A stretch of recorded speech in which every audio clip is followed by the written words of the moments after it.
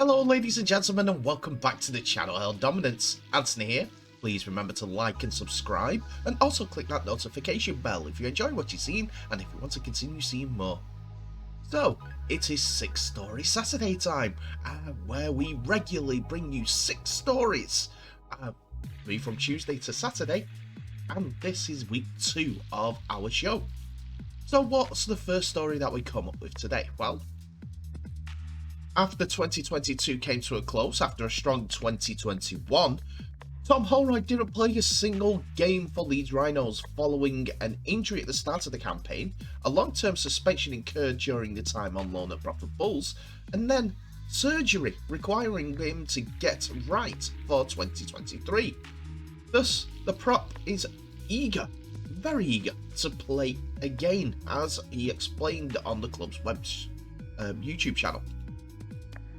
I can't wait, to be honest. It's been a long time since I played for Leeds. I can't wait for the season to get going. He is also desperate to play against Wakefield Trinity in Leeds Rhinos' first friendly going into 2023, which comes on Boxing Day on the festive occasion. I'm hoping to be involved. It's my first shot at playing Leeds in a long time and a way to kickstart next year for me and have a good season. In a bid to get fit, Holroyd, the England Knights forward, 21-year-old, had been on the field only 12 minutes as a substitute when he got into a fight with Newcastle's Jake Shorrocks and was sent off for that. This came with a subsequent 10-match ban, meaning Holroyd, who had not played a first-team game for Leeds that year, was suspended until August, after receiving the ban in May. Young player in all terms when it comes to rugby league, as he had a breakout year in 2022, had a long injury layoff at the start of 2021, where he came good at the end of it, and then his struggles in 2022 compounded it. He's hoping that he's put those difficulties behind him. It was hard watching last year's coming and knowing you can't have a say in what the team were doing. I am all sorted now and ready to push on and have a good year.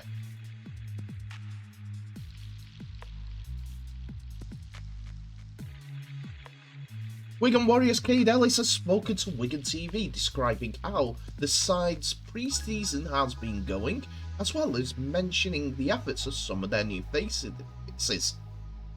In a video posted that Wigan put out to Twitter, Ellis described the return to training and recounting his first impressions of the new signings. It's been tough, so this time of the year you expect big days, lots of running, lots of gym and lots of skills, the forward explained. It's necessary that a lot of hard work goes into the period before Christmas, but it was nice to be back. It's been a while since I've been away from the lads.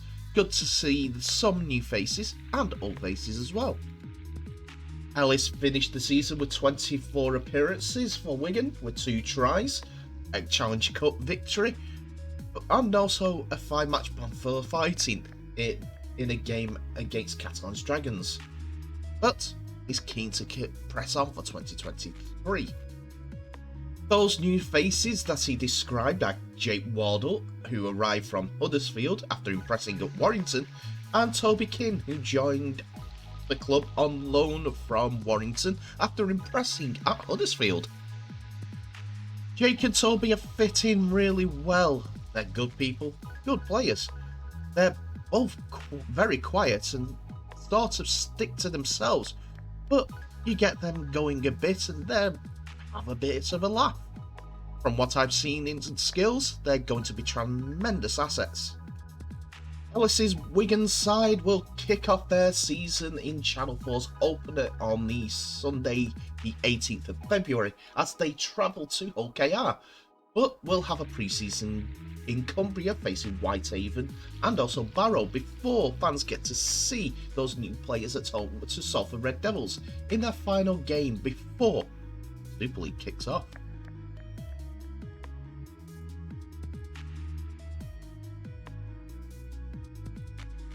Former Wigan, Leeds and Newcastle utility back Craig Mullen has called time on his career, aged just 24, saying now is the right time to hang up his boots. The Wigan-born fullback or winger came through the ranks of his hometown club, winning international honours with England Academy along the way. He made his first team debut for Wigan in 2018, playing 3 games as well as enjoying loan spells with London Scholars and Swinton before making a move across the borough to Leeds Centurions and Leeds Leopards. He went on to make his debut for Leeds and carried on playing 16 games in Super League for the club, before moving on to the Thunder for 2022. As the Championship club at that time were a full-time outfit. But now he's decided to cut short his rugby league career, saying he has memories that will last a lifetime. It wasn't a quick and easy decision, Mullen said. I've slowly been falling out of love with the game whilst playing it. Speaking right now, and being a person who lives in the present, there's not an awful lot that could pull me back to the game. I've had my fun with it, and lots of fun it's been. I've got many good memories, and there's been a lot of good people I've met along the way.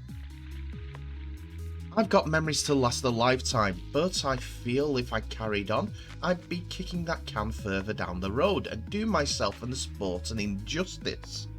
I think that's me for now. I'm happy with the memories I've made. When coming through the junior ranks at Blackbrook Royals, all Mullen wanted to do when he was older was pull on the cherry and white jersey of Wigan. Whilst people might look at this and think he's not had as successful a career as he hoped, you can't judge anyone's success on anything other than happiness. And that's what it brought me, Mullen added.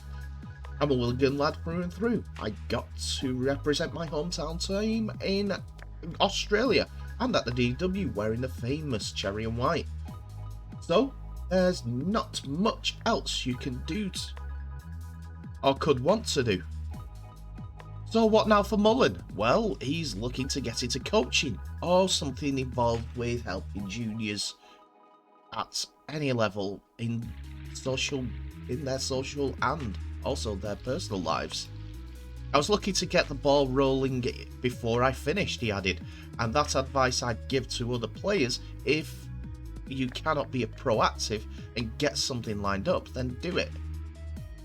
I've got something lined up which is in team leadership. I've got work lined up in childcare services, and it's all pretty fresh. And I'm still trying to figure out exactly what I want to do.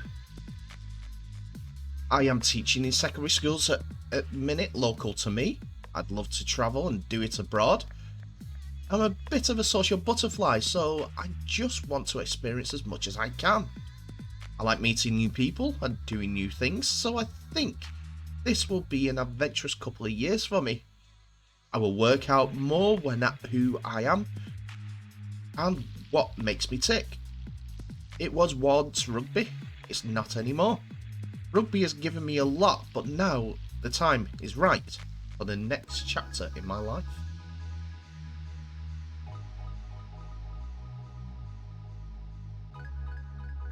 Sadly, 2022, which was a terrific season for Huddersfield Giants forward Chris McQueen, did not yield a major trophy, but it certainly should be regarded as a success for him and the club.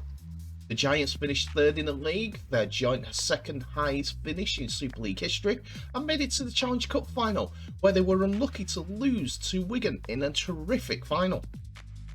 Huddersfield's Chris McQueen turned in a Lance Todd winning display, as he was a try scorer who spent the entire season in brilliant form as well as try scoring form. Impressively, the forward scored 15 Super League tries last season and made his way into the Dream Team as a forward in what was a top draw season for McQueen, which saw him named in that Dream Team, becoming the 205th player to be named in the end of season Team of the Year. His 15 tries are more than the likes of Ryan Hall and too shy of the prolific Ash Hanley on the wings, and was surely a big reason for his inclusion in the dream team. But why is McQueen so good at scoring tries despite playing in a role that is usually yielding tries, scoring opportunities? Or should I say, not in a position that usually yields try-scoring opportunities? Well, McQueen explained at the end of the season exactly why he's often on the end of these chances.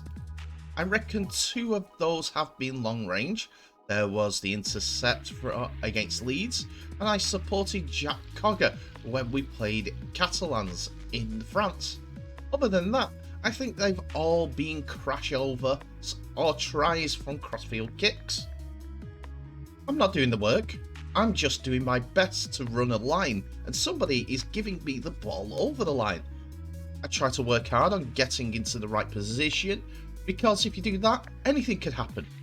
We had a coach when I was at the Rabbitohs, his name was John Lane, and he used to have a saying. He said, "Go in case you're needed, not because you're needed."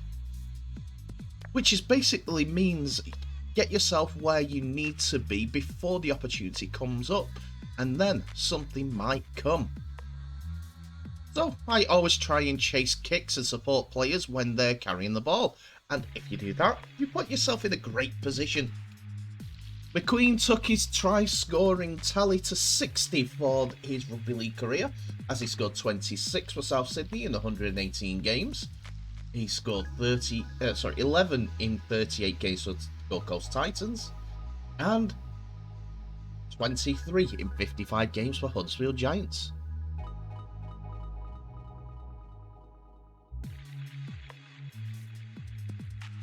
Salford Red Devils have announced that they have tied down their young forward, mid-season signing and England Knights international prop Tyler Dupree to a new long-term deal, which sees him stay at the club until at least 2025.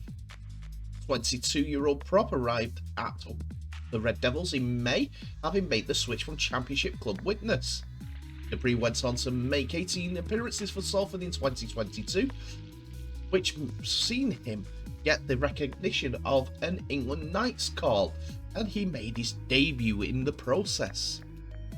Dupree said after signing the contract, "I'm over the moon to sign and extend my stay with the club, who gave me the opportunity to fulfill my dream and play in Super League. It's a great moment for me and my family, and hopefully many more years to come." The Salford bosses are delighted to hand Dupree a new 3-year contract, with Red Devils coach saying it's great news to keep a young English forward within the club. His progression last year was fantastic and a great credit to his attitude and work ethic. Myself and the group are really pleased he has chosen to extend and look forward to helping him fulfill his goals while wearing the Salford badge. Salford's Director of Rugby and Operations Ian Blease added, "I'm so pleased to keep Tyler at our club for the next 3 years. He has been superb for us thus far, and it has been very pleasing to see him develop his game since we signed him in May, playing so well for all season, and for us all season, and throughout the playoffs, culminating in Tyler grabbing his England Knights debut. Tyler can now work even harder and concentrate his efforts long term for the Salford Red Devils. I'm very excited to see how he progresses next season and beyond. He has the talent and the ability to take his career to the highest levels of rugby league." His clubs range from Leeds Rhinos all the way to Salford, with loans at Featherstone Rovers, York City Knights, Batley Bulldogs, and then a move in 2021 to Oldham, where he scored an impressive 10 tries and in 18 games, as well as kicking a goal. Widnes Vikings was the next port of call, and after only 7 games he scored 2 tries. His move to Salford came about, with big impressions on all outs I've seen him. Let's see if he kicks on for 2023.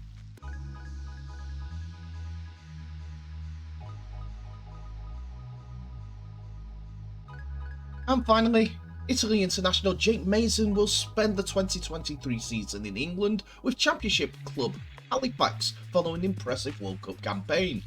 The 25-year-old winger or centre links up with the Panthers from the Queensland Cup side, Sunshine Coast Falcons in Australia. And looking at the picture that we've got up here, it's quite a difference between Halifax and the Sunshine Coast. Mason was born and raised in Australia, but qualifies to play for Italy through his family heritage. He made his international debut for the Azzurri at the World Cup, winning 3 caps. Mason said, "I'm stoked to be here at Halifax. I can't wait to rip in with the boys. I'm excited as. It's the first time I've been to the Shea. It's nice, it's big, and it's cold. I've seen and heard stories about how crazy fans are here, and I can't wait to experience it. Before I came to the UK for the World Cup, I had it in the back of my mind that playing in England was something I'd like to do. Playing with Kingy, Ryan King, Italy and now Halifax teammate, 2 over there. I heard a lot of stories about the club, and that obviously encourages me to come here as well." Panthers head coach Simon Griggs said he seems like a good, bubbly personality, which will fit in nicely here. He's got a couple of connections here already with Lachlan Walmsley and Ryan King, so hopefully that'll help him settle in. But with regards to Jake as a player, he's athletic, strong and fast, and can play multiple positions, which is something we always tend to look for where we can. Jake can play anywhere in the back line. He showed some qualities at the World Cup, but more than that, when I've looked into him, he's got some opinions around him from people I trust. It'll all come back pretty positive. We've to give him an opportunity. Him feeling us out, us feel him out, and see where it takes us. Great grammar there. Mason quite impressed during his time with Italy, as his debut saw him score a hat-trick against Scotland, and then he went on to score a further try in the World Cup and finished with 4 tries for the tournament. And that's it for another episode, ladies and gentlemen. Thank you so much for watching. Please remember to like, subscribe and share this video worldwide, as well as clicking on that notification bell if you're enjoying what you've seen and if you want to continue seeing more. Tell me what your thoughts are on today's episode in the comment section below. There's a lot to go through, I know, with the 6 stories, but I've kept them short and sweet, hopefully enough to keep your attention. The comment section is open. It's open for business, so please be respectful, but voice your opinions on each of the stories.